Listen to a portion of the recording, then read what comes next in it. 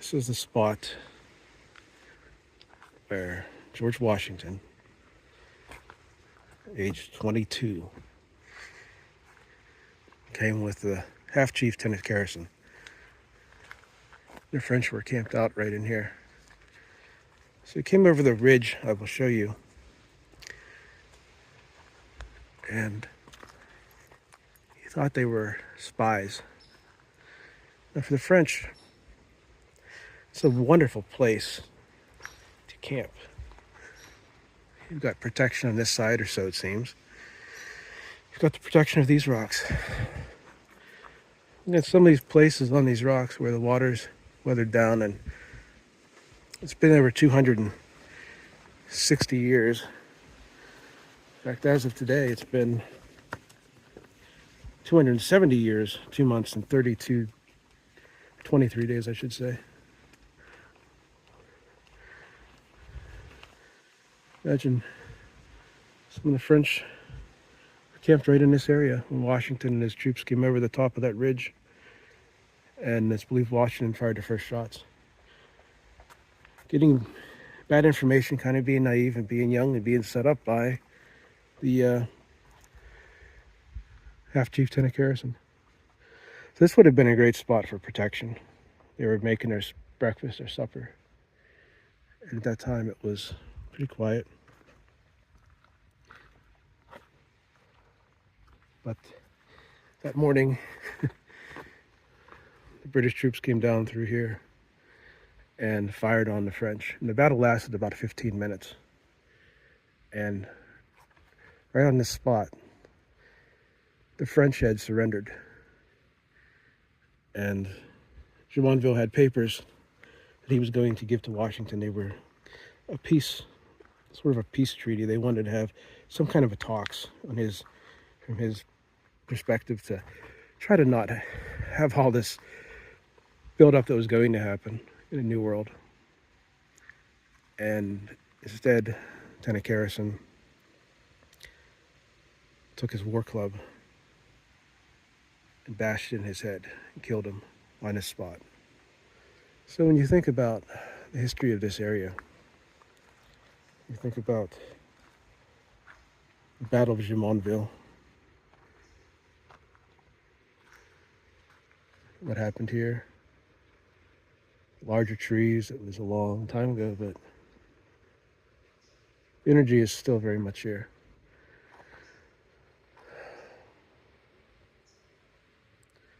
Lichens on the rocks are there. This tree might have actually been standing there, this mighty oak, but there's the same rocks. This is where a World War started, because of the shot fired from the top of that ridge right there.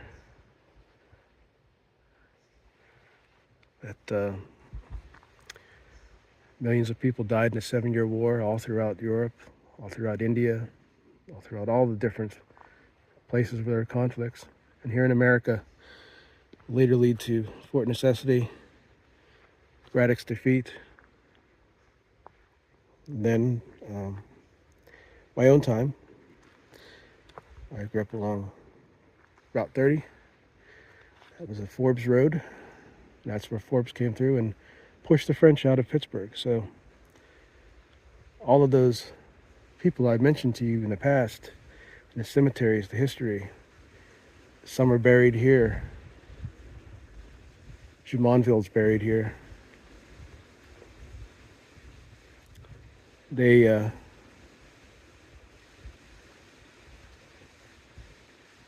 This was the whole thing that started it all, you know. So I imagine where the French buried. I would say it wouldn't be near the rocks. I'd imagine somewhere in this area or over in here. Might even be over in here, but in this area, I know they've had cadaver dogs that have picked up the scent of those bodies. But pretty incredible. One of the things you'll notice here at Jumonville is that this area here is where the Washington's troops came down through and off there, and the French were right there. So you see from the firing that the battle moved down this glen. On this rock, see it's weathered by time, it's aged, it's the kind of sandstone I grew up around, but there's these marks where bullets hit every time they wore. And people may argue with that, but you don't see it anywhere else. You don't see it anywhere on these rocks. You don't see it anywhere around here until you get over here. Then you consider the battle going down this glen. That's a great place for cover. Right there. What do you see? Same thing. One there. A bunch of them right here. 1, 2, 3, 4, 5, 6. Let's see if we can find anything on that rock. See anything on these rocks here as far as volleys go of ammunition being fired. But I want to look here. Look at this rock.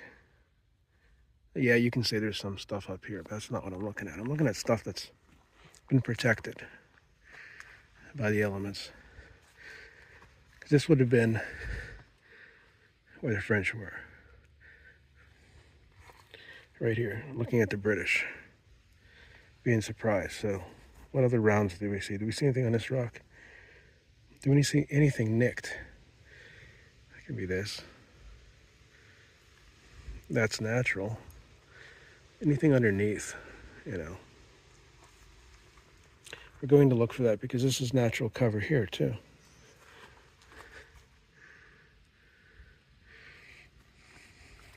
It's really tough to tell on some of these old sandstone rocks, but I really see it on a British one, which is telling me they did have fire returned on them. If that old oak tree was there, I doubt it. It's probably, it could be. It could have been a little tiny tree at that time, a witness tree to all this battle.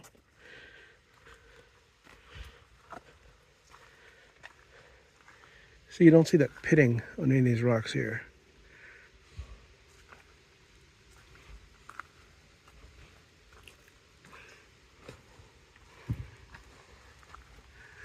Yes, I'm sure that tree was there.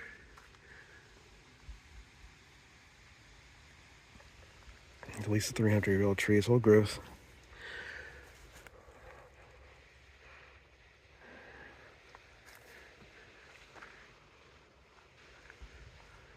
You don't see very much in the way. It would not be much of a retreat here. You don't see that marking on this rock on this side that you would on the other. You see pitting, but not like you would from return fire.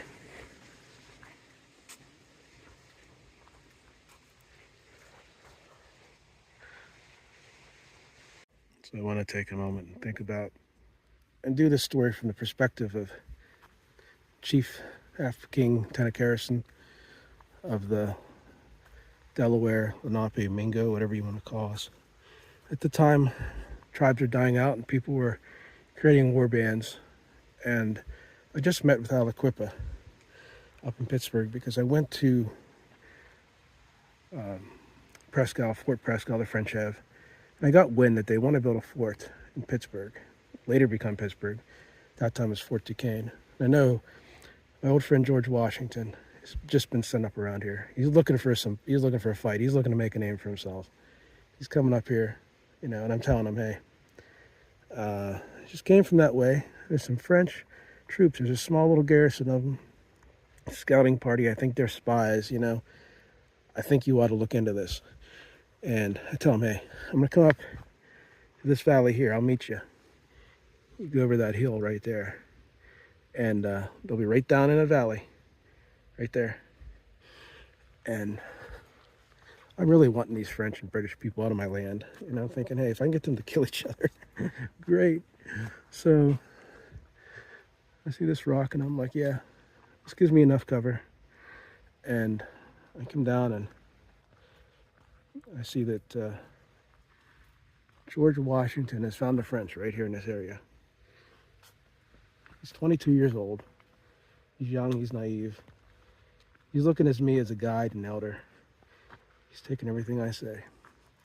So the French are pretty much wiped out. His forces have came down from along here. One of their guys dies from friendly fire. And Jumonville is right here. He's wounded, but he's got papers he wants Washington to read. Washington can't read French. So I say, look at them, and I take my war club.